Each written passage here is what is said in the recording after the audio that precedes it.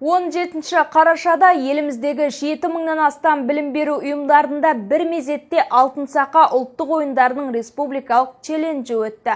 Бұл бастамаға Арыс қалалық білім бөліміне қарасты Мұхтар Әуезов мектеп-гимназиясының оқушылары да ерекше атсалысуда.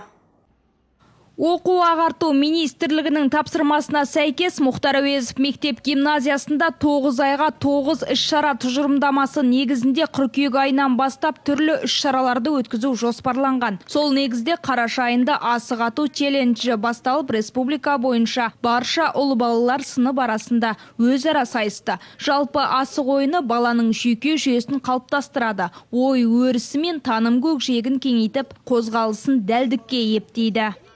Асық ату білесіңдер, иә, бұрыннан біздің ата-бабаларымыз асық атуды бұрыннан ойнаған. Бұл біріншіден балдарды неге үйретеді? Тапқырлыққа, иә, мергендікке үйретеді. Біріншіден ойлау қабілетін дамытады.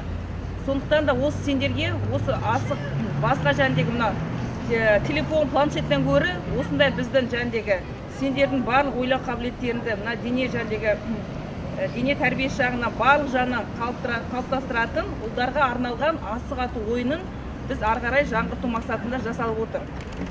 Асықты нысанаға алғанда қан тамырларының жұмысы жақсарады, ал қолға ұстап иіргенде саусақпен алақандағы жүйке нүктелері үйкеліске түсіп ми тынығады.